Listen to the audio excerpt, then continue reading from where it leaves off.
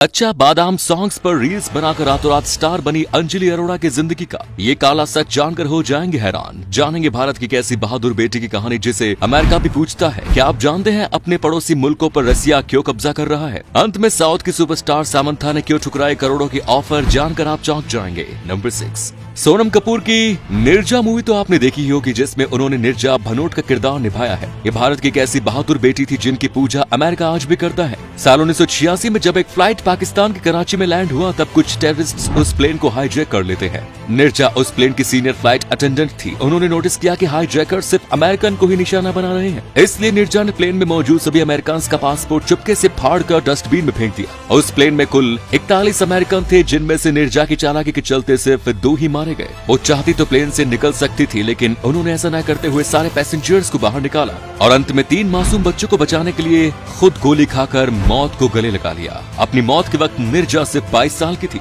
दोस्तों, भारत की इस बहादुर बेटी निर्जा के लिए एक लाइक तो बनता है। नंबर 5, कच्चा बादाम गाने पर रील्स बनाकर अंजलि अरोड़ा नाम की सोशल मीडिया इन्फ्लुएंसर रातों रात सेलिब्रिटी बन गई। इनके इंस्टाग्राम पर 10 मिलियन से भी ज्यादा फॉलोअर्स है। अंजलि फिलहाल कंगना रनौत के शो लॉकअप में है। इस शो के बॉटम 3 में एक टास्क में खुद को सेफ रखने के लिए उन्हें अपनी जिंदगी का एक टॉप सीक्रेट बताना था। अंजलि ने अपने राज से पर्दा उठाते हुए बताया कि दिसंबर में वो रशिया गई थी, जहां होटल के रिसेप्शनिस्ट से उनकी अच्छी जान पहचान हो गई। उस रिसेप्शनिस्ट ने उन्हें सैटरडे नाइट पार्टी के लिए 5000 रूबल्स का ऑफर दिया। अंजलि ने बताया कि उनके पास बिल्कुल भी पैसे नहीं थे, इसलिए उन्होंने ये ऑफर एक्सेप्ट कर उस बंदे के साथ फुल नाइट पार्टी की। उनका ये सीक्रेट ना किसी दोस्त को पता था और ना ही उनके पेरेंट्स को। इस वीडियो के सामने आते ही लोग अंजलि का खूब मजाक उड़ा रहे हैं और उन्हें ट्रोल कर रहे हैं। दोस्तों, क्या अंजलि ने सही किया या गलत, आपको क्या लगता है? नंबर 4, एरिया के हिसाब से अगर देखें तो रशिया दुनिया का सबसे बड़ा देश है, लेकिन चौंकाने वाली बात यह है कि इतने बड़े देश की पॉपुलेशन सिर्फ 14 करोड़ है। पिछले कुछ सालों में रशिया की फर्टिलिटी रेट काफी तेजी से कम हो रही है, जिसके चलते वहाँ कम संख्या में बच्चे पैदा हो रहे हैं और रशिया में औसतन लोगों की उम्र 40 साल से ज्यादा है,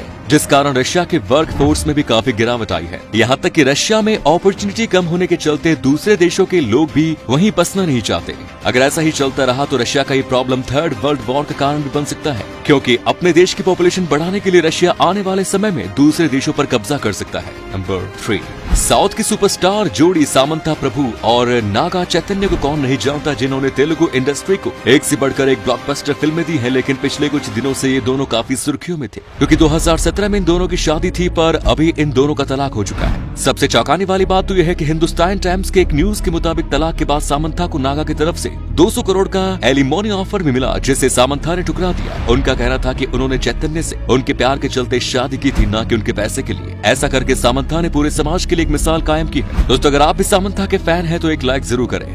नंबर 2, मार्च 2003 में FBI ने एंड्रयू कार्लसन नाम के एक शख्स को गिरफ्तार किया। हर न्यूज चैनल पर यही खबर थी कि इस बंदे ने स्टॉक मार्केट से इतना पैसा कमाया कि पहले किसी के साथ भी ऐसा नहीं हुआ। इस शख्स ने स्टॉक मार्केट में $800 इन्वेस्ट किए, जो मात्र 2 हफ्तों में 350 मिलियन बन गए। FBI को यह शक हुआ कि यहाँ तो कुछ तो घोटाला जरूर है। एंड्रयू से पूछताछ करने के बाद उसने बताया कि वो एक टाइम ट्रैवलर है जो 250 साल फ्यूचर से आया है। उसे पता था कौन सा स्टॉक ऊपर जाएगा, कौन सा नीचे। FBI ये सुनकर हैरान रह गया। उन्हें लगा कि एंड्रयू झूठ बोल रहा है, पर और ज्यादा छानबीन के बाद ये पता चला कि दिसंबर 2002 से पहले कार्लसन का कोई रिकॉर्ड ही नहीं था। सबसे ज्यादा हैरानी की बात तो ये थी कि अप्रैल 3 को उसे कोर्ट में सुनवाई के लिए पेश होना था, पर वो अचानक गायब हो जाता है और उसके बाद एंड्रयू का कोई नामो निशान नहीं मिलता। तो क्या कार्लसन सच में एक टाइम ट्रैवलर था? आपकी राय कमेंट्स में जरूर बताएं। नंबर 1, साल 1960 में जब भारत ने इसरो की शुरुआत की, तब दूसरे देश उनका मजाक उड़ाते और कहते कि भारत जैसे गरीब देश को स्पेस प्रोग्राम की क्या जरूरत। और जब इसरो ने USA और रशिया जैसे दिग्गज देशों से हेल्प मांगी, तब उन्होंने साफ इनकार कर दिया। दोस्तों, आप ये जानकर चौंक जाएंगे कि इसरो का पहला रॉकेट साइकिल पर ले जाया गया था और उसे नारियल के पेड़ के सहारे लॉन्च किया गया था। इतनी कठिनाइयों के बाद भी आज इसरो ने भारत को स्पेस प्रोग्राम्स के शिखर पर पहुंचा दिया है। 2013 में इंडिया अपनी पहली ही कोशिश में मंगल ग्रह पर पहुंचने वाला दुनिया का पहला देश बना। इसके अलावा 2017 में इसरो ने एक ही रॉकेट के जरिए 104 सैटेलाइट्स को लॉन्च कर इतिहास रच दिया। आज इसरो दुनिया के सबसे पावरफुल स्पेस एजेंसीज में से एक है। इसरो के लिए एक लाइक तो बनता है।